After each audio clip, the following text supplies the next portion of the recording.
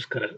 ಈ ವಿಡಿಯೋದಲ್ಲಿ ನಾವು 11ಬಿ ಪ್ರಾಪರ್ಟೀಸ್ ಬಗ್ಗೆ ಮಾತಾಡೋಣ. 11ಬಿ ಯಾವ ಕ್ಲಾಸಿಫಿಕೇಶನ್ ತಗೊಂಡ್ರೆ ಆಸ್ತಿಯ ವರ್ಗೀಕರಣ ಯಾವುದು ತಗೊಂಡ್ರೆ 11ಬಿ ಟ್ರಾನ್ಸಾಕ್ಟಬಲ್, ಯಾವುದು ತಗೊಂಡ್ರೆ 11ಬಿ ನಾನ್ ಟ್ರಾನ್ಸಾಕ್ಟಬಲ್, ಮತ್ತು 11ಬಿ ಪ್ರಾಪರ್ಟೀಸ್ ಕೊಡೋದಕ್ಕೆ ಎಷ್ಟು ಕ್ಲಾಸಿಫಿಕೇಶನ್ ಇದೆ ಅಂತ ತಿಳ್ಕೊಳ್ಳೋಣ. ಟೋಟಲಿ ಈ ಸ್ವತ್ತಲ್ಲಿ 21 ವರ್ಗೀಕರಣಗಳಿದ್ದಾವೆ. ಆಸ್ತಿಯ ವರ್ಗೀಕರಣ 21 ಇದೆ.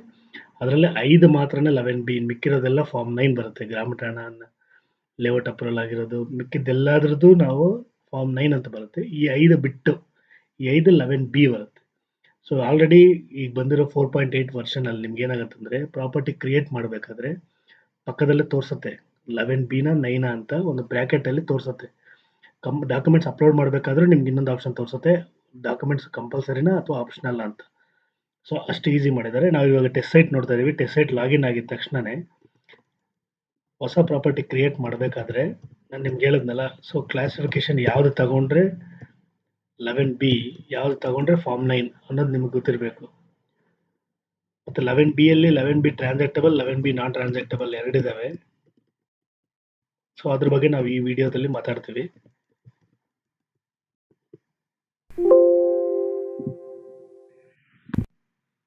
ಸೊ 9 ಬಂದ್ಬಿಟ್ಟು ಗ್ರಾಮಠಾಣ ಮತ್ತು ಲೇಔಟ್ ಅಪ್ರೂವಲ್ ಆಗಿರೋಂಥದ್ದು ಅಂಥ ಪ್ರಾಪರ್ಟೀಸ್ಗೆ 9 ಕೊಡ್ತಾರೆ. ಗ್ರಾಮಠಾಣ ಹೊರಗಡೆ ಇರೋಂಥದ್ದು ರೆವಿನ್ಯೂ ಲ್ಯಾಂಡಲ್ಲಿ ಇರೋದಕ್ಕೆಲ್ಲ 11ಬಿ ಅಂತ ಹೇಳ್ತಾರೆ.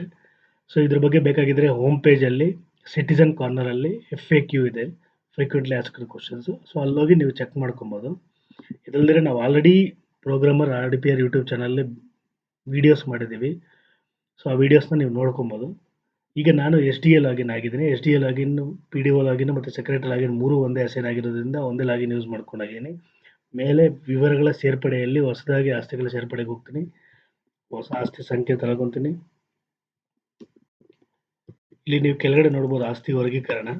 ಆಸ್ತಿ ವರ್ಗೀಕರಣದಲ್ಲಿ ಬ್ರ್ಯಾಕೆಟಲ್ಲಿ 9 ಅಂತ ಕೊಟ್ಟಿದ್ರೆ ಫಾರ್ಮ್ 9 ಜನರೇಟ್ ಆಗುತ್ತೆ. 11ಬಿ ಅಂತ ಕೊಟ್ಟಿದ್ರೆ ಫಾರ್ಮ್ 11ಬಿ ಜನರೇಟ್ ಆಗುತ್ತೆ. ನೀವು ಇಲ್ಲಿ ನೋಡ್ಬೋದು 1, 2, 3, 4, 5 ಈ 5 ಬಂದ್ಬಿಟ್ಟು ಕ್ಲಾಸಿಫಿಕೇಶನ್ ತಗೊಂಡ್ರೆ ಫಾರ್ಮ್ 11ಬಿ ಬರುತ್ತೆ.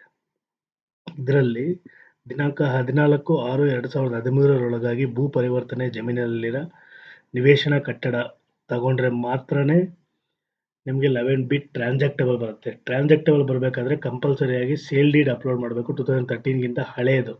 ಇಲ್ವಾ ಕರೆಂಟ್ ಬಿಲ್ ಅಪ್ಲೋಡ್ ಮಾಡಬೇಕಾಗಿರುತ್ತೆ, 2013ಗಿಂತ ಹಳೆಯದು. ಇಲ್ಲ ಕರೆಂಟ್ ಬಿಲ್ ಇಲ್ಲ ಅಂತ ಅನ್ನೋದಾದರೆ ಅವ್ರ ಹತ್ರ ನೀವು ಬೆಸ್ಕಾಂ ಅವ್ರ ಹತ್ರ ತಗೊಂಡ್ಬಂದ್ರೆ ಅಕ್ನಾಲಜ್ಮೆಂಟ್ ಅಥವಾ 2013ಗಿಂತ ಮುಂಚೆನೇ ಇತ್ತು ಅನ್ನೋದಕ್ಕೆ ಏನಾದರೂ ಒಂದು ಪ್ರೂಫ್ನ, electricity bill related ಪ್ರೂಫ್ನ, ಸ್ಟೇಟ್ಮೆಂಟ್ನ upload ಮಾಡಬೇಕಾಗಿರುತ್ತೆ.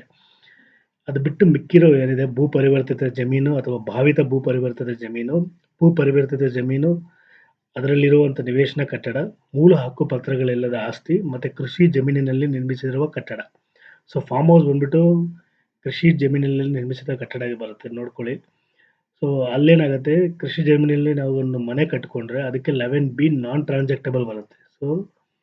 Only tax ಪರ್ಪಸ್ಗೆ ನಾವು ಒಳಗಡೆ ಈ ಸ್ವತ್ತು ಒಳಗಡೆ ತಗೊಬೇಕಾಗತ್ತೆ. 11ಬಿ ನಾನ್ ಟ್ರಾನ್ಸಾಕ್ಟಬಲ್ ಕೊಡ್ಬೋದು. ಇಲ್ಲಿ ನೀವು ನೋಡ್ಬೋದು 5 ಕ್ಲಾಸಿಫಿಕೇಶನಲ್ಲಿ ಒಂದು ಮಾತ್ರನೇ ಟ್ರಾನ್ಸಾಕ್ಟಬಲ್ 11ಬಿ, ಇನ್ನು ಮಿಕ್ಕಿದ 4 ಏನಿದೆ 11ಬಿ ನಾನ್ ಟ್ರಾನ್ಸಾಕ್ಟಬಲ್ ಆಗಿರುತ್ತೆ. ಯಾವ್ಯಾವ ಕ್ಲಾಸಿಫಿಕೇಶನ್ಗೆ ಯಾವ್ಯಾವ ಡಾಕ್ಯುಮೆಂಟ್ ಬೇಕು ಅನ್ನೋದಾದರೆ ನೀವು ಅಲ್ಲಿ ಸೆಲೆಕ್ಟ್ ಮಾಡ್ಕೊಂಡಿದ ತಕ್ಷಣ ಕೆಳಗಡೆ ತೋರಿಸುತ್ತೆ. ಬಟ್ ಆದರೂ ನಾನು ನಿಮಗೆ ಒಂದು ಸೆಪ್ರೇಟ್ ಎಕ್ಸೆಲ್ ಮಾಡಿ ತೋರಿಸ್ತೀನಿ.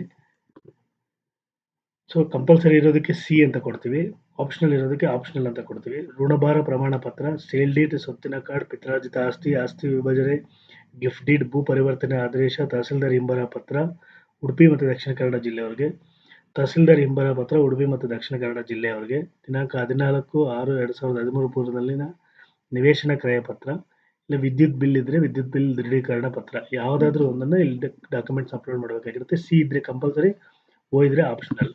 ಇದು ಬಂದ್ಬಿಟ್ಟು ನಾನು ಹೇಳಿದ್ನಲ್ಲ 11ಬಿ ಟ್ರಾನ್ಸಾಕ್ಟಬಲ್ ಕ್ಲಾಸಿಫಿಕೇಶನ್ ತಗೊಂಡಾಗ ಆ ಥರ ಡಾಕ್ಯುಮೆಂಟ್ಸ್ನ ಅಪ್ಲೋಡ್ ಮಾಡಬೇಕಾಗಿರುತ್ತೆ. ಅದೇ ನಾವು ಇವಾಗ ಕೃಷಿ ಜಮೀನಲ್ಲಿ ನಿರ್ಮಿಸಿದ ಕಟ್ಟಡ ತಗೊಂಡ್ರೆ ಡಾಕ್ಯುಮೆಂಟ್ಸ್ ಚೇಂಜ್ ಆಗುತ್ತೆ. ನೀವು ಇಲ್ಲಿ ನೋಡ್ಬೋದು, ಋಣಭಾರ ಪ್ರಮಾಣ ಪತ್ರ ಆಪ್ಷನಲ್ ಇರುತ್ತೆ, ಫಾರ್ಮ್ ನಮೂನೆ 15, ಫಾರ್ಮ್ 15, ಸೇಲ್ ಡೀಡು, ಸ್ವತ್ತಿನ ಕಾರ್ಡು ಮತ್ತು ಮಿಕ್ಕಿರೋ ಡಾಕ್ಯುಮೆಂಟ್ಸ್ ಇದೆಲ್ಲ ಸೇರಿ ಒಂದೇ ಇರುತ್ತೆ. ಅಕಸ್ಮಾತ್ ನಿಮ್ಮ ಹತ್ರ 4 ಡಾಕ್ಯುಮೆಂಟ್ ಇದ್ದರೆ ಒಂದೊಂದೇ ಅಪ್ಲೋಡ್ ಮಾಡ್ತಾ ಹೋಗ್ತಾ ಇರ್ಬೋದು.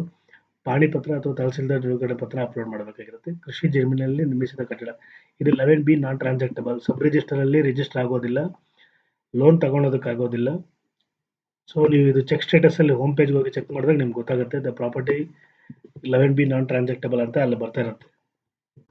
ಇದ್ರ ಜೊತೆಗೆ ಮೂಲ ಹಕ್ಕುಪತ್ರಗಳಿಲ್ಲದ ಆಸ್ತಿ ಅಂತ ಸೆಲೆಕ್ಟ್ ಮಾಡಿಕೊಂಡ್ರೆ ನಾವಿಲ್ಲಿ ನೋಡ್ಬೋದು ಋಣಭಾರ ಪ್ರಮಾಣ ಪತ್ರ ಫಾರ್ಮ್ 15 ಮತ್ತೆ ಸ್ವತ್ತಿನ ಸಂಖ್ಯೆ ದಾಖಲೆ, ಕನಿಷ್ಠ 15 ವರ್ಷಗಳ ಹಿಂದಿನ ಕರ ನಿರ್ಧಾರಣ ಪಟ್ಟಿ, ದೃಢೀಕರಣಕೃತ ಪಟ್ಟಿಯ ಪ್ರತಿ, ಕಂದಾಯ ಪಾವತಿ ರಸೀದಿ. ಸೊ ಇಷ್ಟು ಇರಲೇಬೇಕಾಗತ್ತೆ ಕಂಪಲ್ಸರಿಯಾಗಿ. ಇದಿದ್ರೆ ಮೂಲ ಹಕ್ಕುಪತ್ರಗಳಿಲ್ಲದ ಆಸ್ತಿ ಅಂತ ಕೊಡಬೇಕಾಗತ್ತೆ. ನೆಕ್ಸ್ಟ್ ಬಂದ್ಬಿಟ್ಟು ಭಾವಿತ ಭೂ ಪರಿವರ್ತನೆ ಆದೇಶ ಜಮೀನು ಅಥವಾ ಜಮೀನಲ್ಲಿನ ನಿವೇಶನ ಕಟ್ಟಡ. ಸೊ ಜಮೀನಾದ್ರೂ ಆಗಿರ್ಬೋದು, ಜಮೀನಲ್ಲಿನ ನಿವೇಶನ ಕಟ್ಟಡ. ಸೊ ಇದಕ್ಕೆಲ್ಲದಕ್ಕೂ ಈ ಡಾಕ್ಯುಮೆಂಟ್ಸ್ ಬೇಕಾಗಿರುತ್ತೆ. ಉಡುಪಿ ದಕ್ಷಿಣ ಕನ್ನಡ ಜಿಲ್ಲೆ ತಾಲೂಕಿನ ಇಂಬರ ಪತ್ರ, ಸೇಲ್ ಡೀಡ್, ಸ್ವತ್ತಿನ ಕಾರ್ಡು, ಪಹಣಿ ಪತ್ರ, ಭೂ ಪರಿವರ್ತನಾ ಆದೇಶ ಅಥವಾ ಮಂಜೂರಾತಿ ಪತ್ರ, ದಿನಾಂಕ 2/10/1980ಕ್ಕೆ ಪೂರ್ವದಲ್ಲಿ ಕೃಷಿಯೇತರ ಉದ್ದೇಶಕ್ಕಾಗಿ ಬಳಕೆಯಾದ ಬಗ್ಗೆ ತಹಸೀಲ್ದಾರ್ ದೃಢೀಕರಣ ಪತ್ರ. ಇದು ಕೊಡಗು, ದಕ್ಷಿಣ ಕನ್ನಡ ಮತ್ತು ಕೊಳ್ಳೇಗಾಲ ತಾಲೂಕಿಗೆ ಸಂಬಂಧಿಸಿದ ಡಾಕ್ಯುಮೆಂಟ್ ಆಗಿರುತ್ತೆ. ಸೊ ನೀವು ಅಲ್ಲಿ ಮೇಲೆ ಕ್ಲಾಸಿಫಿಕೇಶನ್ ತಗೊಂಡಿದ ತಕ್ಷಣ ಕೆಳಗಡೆ ಏನೇನು ಡಾಕ್ಯುಮೆಂಟ್ಸ್ ಬೇಕಾಗತ್ತೆ ಅನ್ನೋದು ಅಲ್ಲೇ ತೋರಿಸುತ್ತೆ. ಸೊ ಈ 5 ಕ್ಲಾಸಿಫಿಕೇಶನ್ 11B ನಾನ್ ಟ್ರಾನ್ಸಾಕ್ಟಬಲ್ 11B ಬರುತ್ತೆ. ಒಂದು 11B ಟ್ರಾನ್ಸಾಕ್ಟಬಲ್ಗೆ ಅಲೋ ಮಾಡುತ್ತೆ, ಬಟ್ ಅಲ್ಲಿ ನೀವು ಕಂಪಲ್ಸರಿ ಸೇಲ್ ಡೀಡ್ ಮತ್ತು ಕರೆಂಟ್ ಬಿಲ್ ಎರಡರಲ್ಲಿ ಒಂದು ಅಪ್ಲೋಡ್ ಮಾಡಬೇಕು. ಇಲ್ಲಿ ಬಂದ್ಬಿಟ್ಟು ಮಿಕ್ಕಿರೋ 4 ಕ್ಲಾಸಿಫಿಕೇಶನ್ ಅಲ್ಲಿ 11B ನಾನ್ ಟ್ರಾನ್ಸಾಕ್ಟಬಲ್. ನೀವು ಏನೇ ಡಾಕ್ಯುಮೆಂಟ್ ಅಪ್ಲೋಡ್ ಮಾಡಿದ್ರು ಅದು 11B ನಾನ್ ಟ್ರಾನ್ಸಾಕ್ಟಬಲ್. ಅಲ್ಲಿ ಸಬ್ ರಿಜಿಸ್ಟರ್ ಆಫೀಸಲ್ಲಿ ಅಥವಾ ಬ್ಯಾಂಕ್ ಲೋನ್ ತಗೊಳೋದಕ್ಕೆ ಲೋನ್ ಅಪ್ಲಿಕೇಶನ್ಗೆ ಓಪನ್ ಆಗೋದಿಲ್ಲ ಅಂತ ಲೆಕ್ಕ. ಸೊ ಜಾಸ್ತಿ ಜನ ಕೇಳ್ತಾ ಇದ್ರಿ 11B ಟ್ರಾನ್ಸಾಕ್ಟಬಲ್ಗೆ 11B ನಾನ್ ಟ್ರಾನ್ಸಾಕ್ಟಬಲ್ಗೆ ಡಿಫ್ರೆನ್ಸಸ್. ಸೊ ಅದು ಅಡ್ಮಿನಿಸ್ಟ್ರೇಟಿವ್ ಟಾಪಿಕ್ ಆಗಿರೋದ್ರಿಂದ 11B ಕೊಡೋದಕ್ಕೆ ನಮ್ಮ ಹತ್ರ ಈ ಸೊತ್ತು ವೆಬ್ಸೈಟಲ್ಲಿರುವಂಥ ಈ 5 ಕ್ಲಾಸಿಫಿಕೇಶನ್ 4 ನಾನ್ ಟ್ರಾನ್ಸಾಕ್ಟಬಲ್ದು, ಒಂದು ಟ್ರಾನ್ಸಾಕ್ಟಬಲ್ ಕ್ಲಾಸಿಫಿಕೇಶನ್ ಯಾವ್ಯಾವ್ದಿದೆ ಅನ್ನೋದನ್ನು ತೋರಿಸಬೇಕಾಗಿತ್ತು. ಸೊ ಅದರಿಂದ ನಾನು ಈ ವಿಡಿಯೋದಲ್ಲಿ ತೋರಿಸಿದ್ದೀನಿ. ನೀವು ಈ ಸೊತ್ತು ಕ್ರಿಯೇಟ್ ಮಾಡೋಕ್ಕಿಂತ ಮುಂಚೆನೇ ಚೆಕ್ ಮಾಡ್ಕೊಳ್ಳಿ. ಒನ್ಸ್ ನಾನ್ ಟ್ರಾನ್ಸಾಕ್ಟಬಲ್ ಈ ಸೊತ್ತು ಕ್ರಿಯೇಟ್ ಮಾಡಿಬಿಟ್ಟು ಕ್ಲಾಸಿಫಿಕೇಶನ್ ಚೇಂಜ್ ಮಾಡೋದಕ್ಕಾಗಲ್ಲ. ಸೊ ಯಾವುದೇ ಕಾರಣಕ್ಕೂ ಆಸ್ತಿಯ ವರ್ಗೀಕರಣನ ಚೇಂಜ್ ಮಾಡೋದಕ್ಕೆ ಆಪ್ಷನ್ ಇರೋದಿಲ್ಲ. ಸೊ ಕ್ರಿಯೇಟ್ ಮಾಡೋಕ್ಕಿಂತ ಮುಂಚೆನೇ ಚೆಕ್ ಮಾಡ್ಕೊಳ್ಳಿ. ಇಲ್ಲಾಂದರೆ ನೀವು ಕಂಪಲ್ಸರಿಯಾಗಿ ಇನ್ವ್ಯಾಲಿಡೇಷನ್ ಮಾಡೋಕ್ಕೆ ಹೋಗಬೇಕಾಗುತ್ತೆ. ಸುಮ್ಮನೆ ಪ್ರಾಪರ್ಟಿ ಇನ್ವ್ಯಾಲಿಡ್ ಆಗುತ್ತೆ, ಪ್ರಾಪರ್ಟಿ ಐ ಡಿ ಹೋಗುತ್ತೆ. ಸೊ 11B ಪ್ರಾಪರ್ಟೀಸ್ನ ಕ್ರಿಯೇಟ್ ಮಾಡೋದಕ್ಕಿಂತ ಮುಂಚೆನೇ ಯಾವ್ಯಾವ ಕ್ಲಾಸಿಫಿಕೇಶನ್ಗೆ ಯಾವ್ಯಾವುದು ಅನ್ನೋ ಡೀಟೇಲ್ಸ್ನ ತಿಳ್ಕೊಬೇಕಾಗಿರುತ್ತೆ.